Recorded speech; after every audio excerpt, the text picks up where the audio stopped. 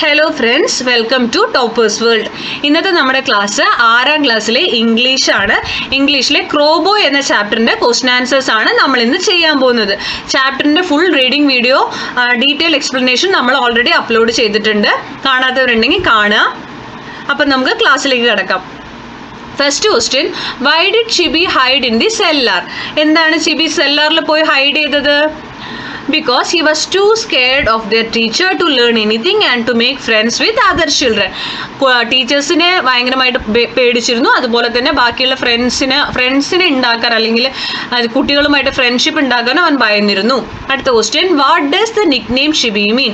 ഷിബി എന്നതിൻ്റെ nickname എന്താണ്? Answer, Chibi meant tiny boy. Next question, why was Chibi left alone at study time? Study ടൈമിലൊക്കെ ഇവൻ ഒറ്റയ്ക്കായിരുന്നു. എന്താണ് reason? Answer, Chibi was too scared of the teacher to learn anything and to make friends with other children.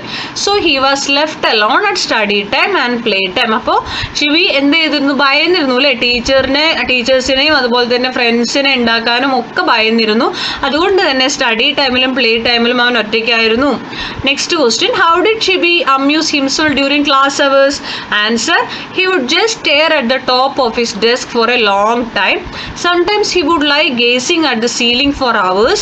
There were many things to interest him. The design on the shirt of a boy sitting next to him, or what he could see out of the window. അപ്പോൾ എങ്ങനെയാണ് അവൻ time പിന്നെ spend ചെയ്തിട്ടുണ്ടായിരുന്നു ചോദിച്ചു കഴിഞ്ഞാൽ, അവൻ സ്വയം എന്ത് ചെയ്യുമായിരുന്നു? ഡെസ്കിൻ്റെ മേലെ കയറിയിട്ട് അങ്ങനെ തുറച്ചു നോക്കിക്കൊണ്ട് ഇങ്ങനെ കുറേ സമയം ഇരിക്കുമായിരുന്നു. അതുപോലെ തന്നെ സീലിങ്ങിലേക്ക് നോക്കിയിട്ട് ഇങ്ങനെ കിടക്കും. കുറേ നേരം സീലിങ്ങിലേക്ക് നോക്കി കിടക്കുമായിരുന്നു, അവേഴ്സോളം, മണിക്കൂറുകളോളം. പിന്നെ അതുപോലെ തന്നെ വേറെ അവന് ഇൻട്രസ്റ്റഡ് ആയിട്ട് തോന്നിയ കാര്യങ്ങൾ, അടുത്തിരിക്കുന്ന കുട്ടികളുടെ ഷർട്ടിൻ്റെ ഡിസൈൻ നോക്കിയിട്ട് കുറച്ച് നേരം ഇങ്ങനെ ഇരിക്കും. അതുപോലെ തന്നെ ജനലിലൂടെ പുറത്തേക്ക് നോക്കിയിട്ട് കാഴ്ചകൾ കണ്ടിട്ടിരിക്കും. ഇങ്ങനെയൊക്കെ ആയിരുന്നു ഇവൻ സ്വയം അമ്യൂസ് ചെയ്തിട്ടുണ്ടായിരുന്നു. Okay, next, why did every one call Shibi slow പോക്ക്? എല്ലാവരും അവനെ സ്ലോ പോക്ക് എന്ന് എന്തുകൊണ്ട് വിളിക്കുന്നു? നമ്മൾ സ്ലോ പോക്കിൻ്റെ മീനിങ് കഴിഞ്ഞ ക്ലാസ്സിൽ പറഞ്ഞിരുന്നു. എല്ലാം പതുക്കെ ചെയ്യുന്നവരെയാണ് നമ്മൾ സ്ലോ പോക്ക് എന്ന് വിളിക്കുക, ഭയങ്കര സ്ലോ ആയിട്ടുള്ള ആൾക്കാരെ കേട്ടോ. He would just stare at the top of his desk for a long time. Sometimes he would lie gazing at the ceiling for hours. That's why everyone called him slowpoke. അപ്പോൾ അങ്ങനെ വിളിക്കാനുള്ള reason എന്താണെന്ന് ചോദിച്ചു കഴിഞ്ഞാൽ, ഇവൻ എന്ത് ചെയ്യും? ചില സമയത്ത് ഡെസ്കിൽ കയറിയിട്ട് കുറേ നേരം ഇങ്ങനെ തുറച്ചു നോക്കിയിട്ട് അങ്ങനെ ആലോചിച്ചിരിക്കും. പിന്നെ അതല്ലാന്ന് വെച്ച് കഴിഞ്ഞാൽ അവൻ എന്ത് ചെയ്യും? കുറേ നേരം സീലിങ്ങിലേക്ക് നോക്കിയിട്ട് ഇങ്ങനെ കിടക്കും അല്ലേ? അതുകൊണ്ടൊക്കെ തന്നെയാണ് മൊത്തത്തിൽ ഇവൻ എന്തായിരുന്നു? ബാക്കിലായിരുന്നു ക്ലാസ്സിൽ. അങ്ങനെയാണ് ഇവനെ സ്ലോ പോക്ക് എന്ന് വിളിക്കാൻ കാരണം കേട്ടോ. Who changed the way we looked at Chibi? ഷിബിയോടുള്ള മറ്റുള്ളവരുടെ ആ ഒരു എന്താ പറയുക, നോക്കിക്കാണുന്ന രീതി മാറ്റിയത് ആരായിരുന്നു? Mister Aesop, their new teacher, he changed the way we looked at Shibi. അപ്പോൾ ഷിബീനെ മറ്റുള്ളവർ നോക്കിക്കാണുന്ന ഒരു പേഴ്സ്പെക്റ്റീവ് മാറ്റിയത് അവരുടെ ടീച്ചറായ മിസ്റ്റർ ഐസോപ്പ് ആയിരുന്നു. അടുത്ത question, how did mister Aesop encourage Chibi? Mister Aesop എങ്ങനെയാണ് ഷിബിനെ എൻകറേജ് ചെയ്തത്? He liked Chibi's black and white drawings and tagged them upon the wall for everyone to see. He had no complaints about Chibi's handwriting. Only Chibi could read it. Okay, അപ്പോൾ എങ്ങനെയൊക്കെ ആയിരുന്നു? He liked Chibi's black and white drawings. Chibi black and white drawings ഒക്കെ വരയ്ക്കുമായിരുന്നു. അതെല്ലാം സാറിന് ഭയങ്കര ഇഷ്ടമായിരുന്നു. And tagged them upon the wall for everyone to see. എല്ലാവരും കാണുന്ന പോലെ അത് ചുമരിൽ തൂക്കിയില്ലേ, ചുമരിൽ ഫിക്സ് ചെയ്തു അദ്ദേഹം. He had no complaints about Chibi's handwriting. ഷിബിയുടെ ഹാൻഡ് റൈറ്റിങ്ങിനെ കുറിച്ച് സാറിന് ഒരു കംപ്ലൈൻറ്റും ഇല്ലായിരുന്നു. Only Chibi could read it. ശരിക്കും ആ ഹാൻഡ് റൈറ്റിംഗ് ആർക്കും മനസ്സിലാവില്ല, ഷിബിക്ക് മാത്രമേ മനസ്സിലാവുള്ളൂ. എന്നിട്ടും സാറിന് ഐസോപ്പിന് അതൊരു കംപ്ലൈൻ്റ് ആയിട്ടോ അല്ലെങ്കിൽ അതിനൊരു കംപ്ലൈൻറ്റോ അദ്ദേഹം പറഞ്ഞിട്ടുണ്ടായിരുന്നില്ല. അടുത്ത question, how did mister Aesop help Chibi feel better about himself? Answer, Mr. Aesop tagged some of what Chibi wrote on the wall and he often spent time talking to Chibi when no one was around.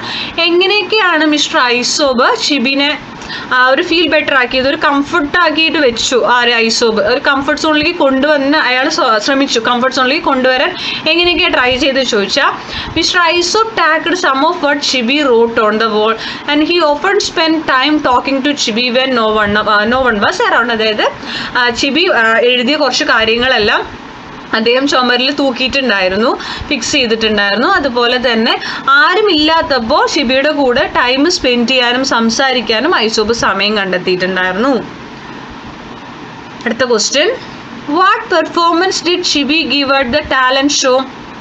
Talent ഷോയിൽ എന്ത് performance ആണ് ഷിബി കാഴ്ചവെച്ചത്? Shibi imitated the cries of crows.